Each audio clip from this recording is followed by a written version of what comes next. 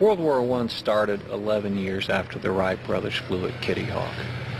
When the conflict began, the aircraft that were used were nothing but glorified kites, powered with, today, what wouldn't even be a decent motorcycle engine. Air combat first developed around observation aircraft, sent into enemy airspace to spot artillery or track troop movements.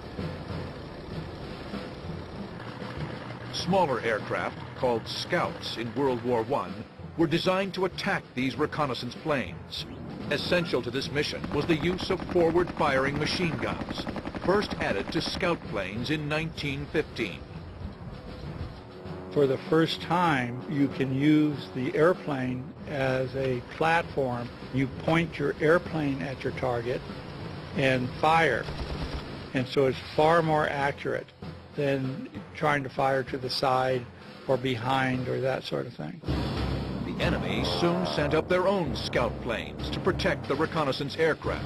And by the winter of 1915, dogfights became a fixture in the skies of World War I. German ace Werner Voss is a master of this new form of combat, racking up 48 kills by the fall of 1917. September 23, 1917. Werner Voss, flying a prototype Fokker triplane, wings into battle over the Ypres salient in Belgium.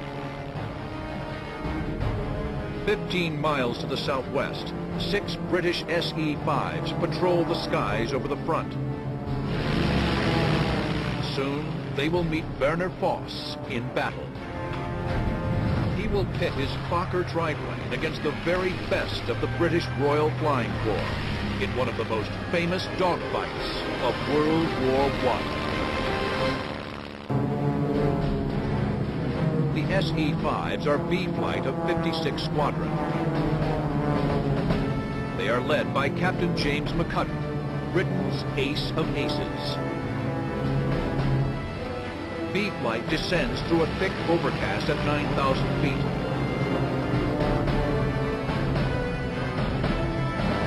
Below the clouds, unseasonably warm, humid air whips through their open cockpits. They were looking for either fighter aircraft from the opposing side or to find an observation aircraft that was trying to take pictures on their side. Black bursts menacingly around them. The first anti-aircraft guns were nothing but field artillery, modified to fire vertically. Mekadena quickly spots a German DFW, a two-seat reconnaissance aircraft. The German is below B Flight and directly in front. Mekadena pitches over into a dive to make a lightning-quick attack run. At 50 yards, he opens fire with a Lewis machine gun mounted on the top wing.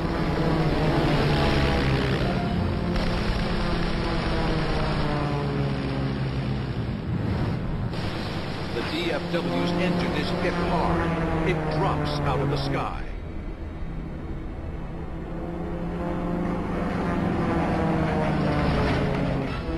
But as B Flight pulls up, Mekadena spots something in the distance. We saw ahead of us, just above Pogibija, an SE half spinning down, closely pursued by a silvery blue German triplane at very close range. The SE-5's tormentor is German ace Werner Voss.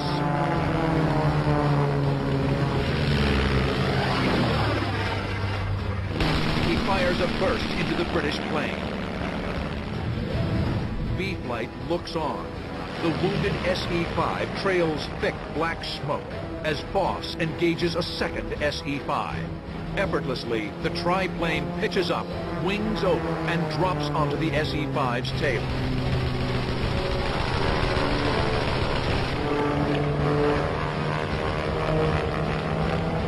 With 56 Squadron looking on from above, the triplane has made quick work of 2 SE-5s.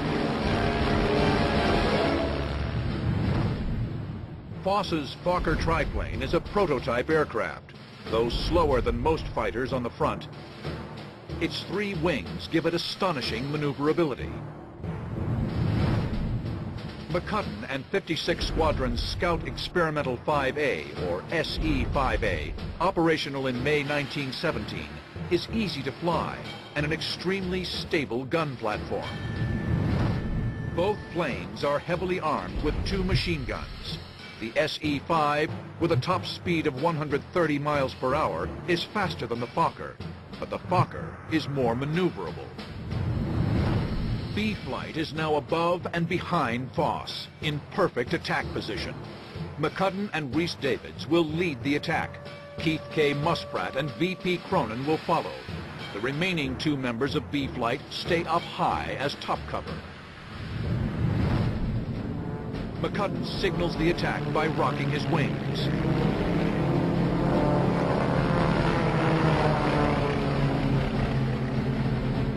And it was at that point that one of the epic dogfights of World War I began. Down we dived at colossal speed.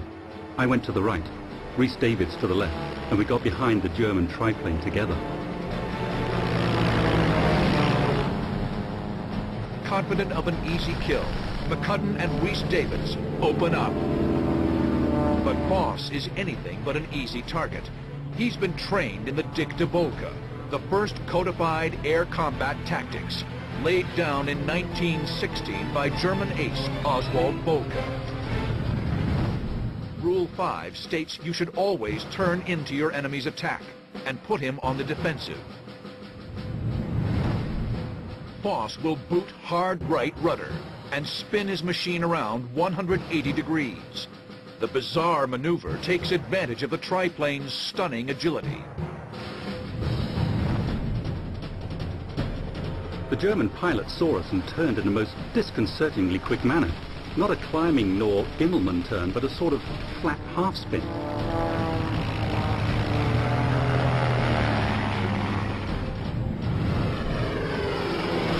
The DR-1 triplane, having 3 wings, had an exceptional amount of lift to it. What it allowed the triplane to do was to basically do what's called a flat half-spin or an uncoordinated turn. The SE-5s face a torrent of tracers. Mekadena and Rhys-Davids pull into a steep climb called zooming in World War I. But Cronin's SE-5 is sluggish. He drops below Foss, his engines sputtering. Mekadena, Rhys-Davids, and Muspratt are here, above Foss. Cronin is below the fight, easy prey for the German ace. Foss reverses and attacks Cronin. Cronin's sputtering engine coughs to life.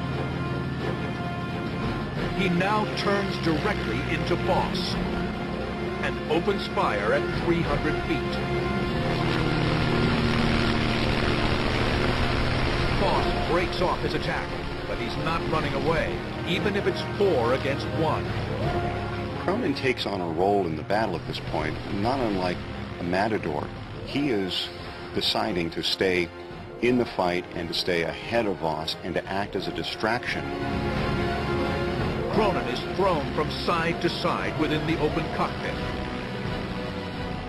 I don't know how many times I got in a burst head on, then dived in under him while all the while he was drilling at and into me. But damn it, why didn't the others take him on? Did they think I was showing off? Above the fight, Mekadena circles, looking for an opening. Mekadena will wait for Foss to expose his 6 o'clock, then dive in and attack. Foss turns after Cronin. Mekadena pitches down. He opens up with his Vickers machine gun.